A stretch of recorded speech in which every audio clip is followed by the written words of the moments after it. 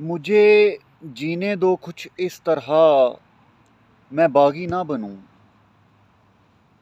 मुझे जीने दो कुछ इस तरह मैं बागी ना बनूं। तारीक रात में जलता बुझता दिया हूं मैं।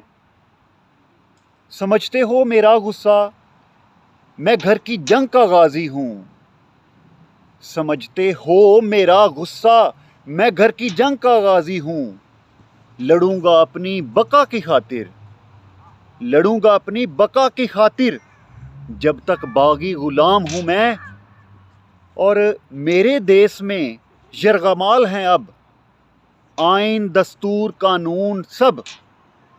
मेरे देश में यरगमाल हैं अब आइन दस्तूर कानून सब। एक शख्स इमरान खान, एक शख्स है बातिल को रोके। सीना ताने खड़ा साथ हूं मैं।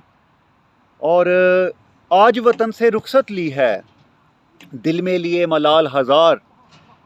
आज वतन से रुखसत ली है, दिल में लिए मलाल हजार। तेरे खाकी लुटेरों से हर सू अब आज़ाद हूं मैं।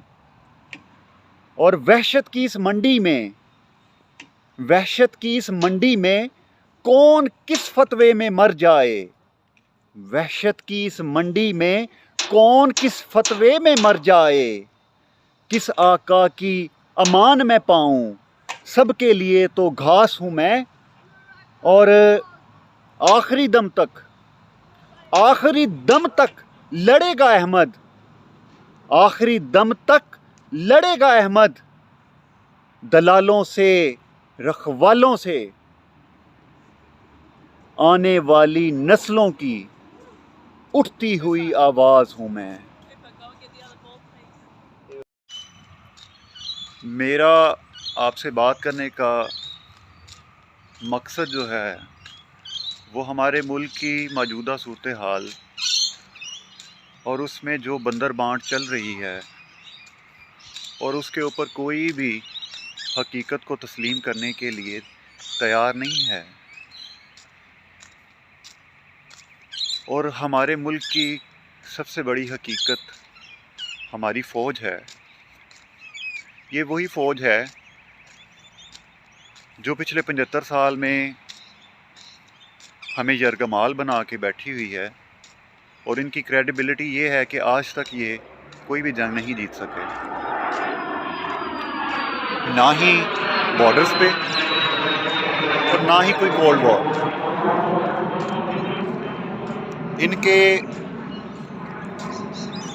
इनके हथियार जब भी चलते हैं तो वो पैसे लेके चलते हैं, चाहे वो अरब ममालिक के लिए हों, उनको सिक्योरिटी प्रोवाइड करने के लिए, यूएनओ के लिए हों।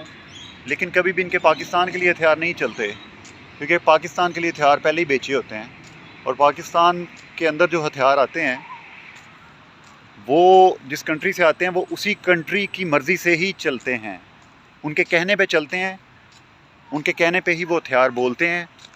और उन्हीं के कहने पे वो हथियार अपने ही लोगों की तरफ सीधे भी हो जाते हैं, जैसा कि हमने 25 मई को देखा। मैं अब क्योंकि ऑस्ट्रेलिया आ चुका हूँ, और लेकिन मैंने ये इनिशिएटिव ऑस्ट्रेलिया आने से पहले लिया ताकि लोग मुझे ये बात ना कहें कि तुम इतने बड़े पेट्रियोट थे तो तुम्हारी ज़ुबान यहाँ पे पाकिस्तान में क्यों नहीं खुली। और अब जब तुम इस मुल्क से दूर चले गए हो, उन अदारों की पहुँच से दूर चले गए हो, तो आज तुम उनके ख़िलाफ़ जो है वो बारूद बक रहे हो। तो मैं उन अदारों के ख़िलाफ़ बारूद नहीं बक रहा, मैं एक रियलिटी बता रहा हूँ। और ये वो रियलिटी है जिसको हमारे मुल्क का बच्चा बच्चा अब जान गया है, लेकिन बस हम उसको एग्जीक्यूट नहीं कर पा रहे। और उसकी रीज़न ये नहीं है कि कोई फ़ौज हमारी कोई जो है वो कोई एलियंस हैं और वो कोई स्टील की बॉडी है उनकी, और आवाम जो है वो कोई प्लास्टिक की बनी हुई है कि उसको वो डैमेज कर सकते हैं। ऐसा बिल्कुल भी नहीं है। ना तो ये 5 लाख फ़ौज जो है ये 22 करोड़ आवाम को जो है वो यरगमाल बना सकती है, और ना ही ये जो फ़ौज है वो 22 करोड़ आवाम के सामने डट के खड़ी हो सकती है, क्योंकि वो हमारे पैसों के ऊपर पल रहे हैं, वो हमारे घर के चौकीदार हैं। तो आया क्या मुझे आप ये बताएं कि आपके घर का जो चौकीदार गेट पे खड़ा है, आप सुबह उठते हैं, नाश्ता करके दफ्तर के लिए निकलते हैं, और वो चौकीदार आपको आगे से गन सीधी कर लेता है और वो आपको कहता है कि तुम आज ऑफिस नहीं जाओगे। आप पूछते हो क्यों? तो वो कहता है बस मेरी मर्ज़ी, आज मेरा दिल नहीं कर रहा कि तुम ऑफिस जाओ, तुम घर में रहो, तुम सुबह सुबह ऑफिस जाना। तो what, how you will react? Obviously you will say fuck you bro, what are you doing, who are you to ask me? तुम होते कौन हो? तुम्हें तुम्हारी ड्यूटी है, तुम्हें मैं सैलरी इस चीज़ की दे रहा हूँ कि तुमने गेट पे रह के तुमने अननाउन स्ट्रेंजर्स को जो है, और कोई अगर चोर आता है, लुटेरा आता है, तो तुमने उसको घर में दाखिल नहीं होने देना। मैं तुम्हें इस चीज़ की सैलरी दे रहा हूँ, ना कि मैं तुम्हें इस चीज़ की सैलरी दे रहा हूँ कि तुम मुझे डिक्टेट करो कि मुझे क्या करना है और क्या नहीं करना। This is not your job, so do your fucking own business. लेकिन हमारे यहाँ हमारे जो पैरादार हैं वो हमें बताते हैं कि हमने मुल्क कैसे चलाना है, हमने अपने घर को कैसे चलाना है, और हमने कितना खुद खाना है और कितना उनको देना है। इनफैक्ट सॉरी, मैंने थोड़ी सीक्वेंस उल्टी कर दी है। कितना उनको दे के उसमें से जो बचना है, उनका जो जूठा है वो बाकी कौम ने खाना है, उनके जूठे से मुल्क चलना है, मुल्क की इकॉनमी चलनी है। और ये सारी चीज़ें जो हैं ये मेरे लिए तो बहुत ही डिज़ास्ट्रस हैं। मैं अपने मुल्क को इस हालत में कभी भी नहीं देख सकता, और मैं देखना भी नहीं चाहूँगा, और मैं इसके लिए जिस हद तक मुझसे होगा मैं बोलूँगा।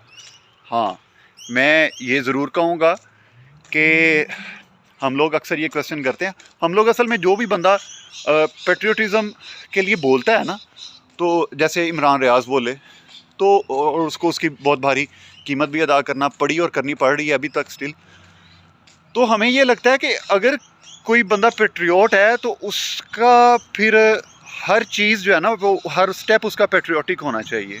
लेट्स सपोज कि हम कहते हैं कि अगर कोई बंदा जो है वो नमाज पढ़ता है तो उसका मतलब है कि उसको ज़कात भी देनी चाहिए, उसको झूठ भी नहीं बोलना चाहिए, उसको ज़ना भी नहीं करना चाहिए, और उसको हज भी करना चाहिए। यानी कि किसी ने अगर प्रैक्टिसिंग मुस्लिम बनना है तो उसने ओवरऑल बनना है। हम किसी को ये ऑप्शन नहीं देते कि भाई तुम अगर 5 नमाज नहीं पढ़ रहे तो चलो तुम अगर 2 पढ़े तो 2 पढ़ते रहो। हम कहते नहीं, इम्प्लीमेंट करना है तो इस्लाम को पूरा करो, नहीं तो ना करो। तो भाई बात करने का मकसद ये था कि मैं ये नहीं कहता कि मैं जनाब आज फ़ौज के साथ जो है वो मैं टैंकों के सामने लेट जाऊंगा। हाँ, लेकिन मैं ये ज़रूर कहता हूँ कि ईमान के जो 3 दर्जे हैं उनमें मैं कम से कम तीसरे दर्जे पे, सबसे निचले दर्जे पे नहीं तो मैं अपने आप को इस वक्त दूसरे दर्जे पे ज़रूर समझता हूँ। मैं बोल रहा हूँ, एटलीस्ट मैं ज़ुबान से उस चीज़ को बुरा कह रहा हूँ। तो आप मेरी बातों से इख्तलाफ कर सकते हैं। There is always space for conflict of opinion, so I have given mine and you can share your own, and thanks for watching this vlog, and in future we will talk about the comparison of Pakistan along with the other developed states like Australia, America and England. So in my later vlogs I will try to make a comparison of the things, the legal, the environment, the resources and the outsources things, all of it one by one individually. Thanks for watching. Allah Hafiz.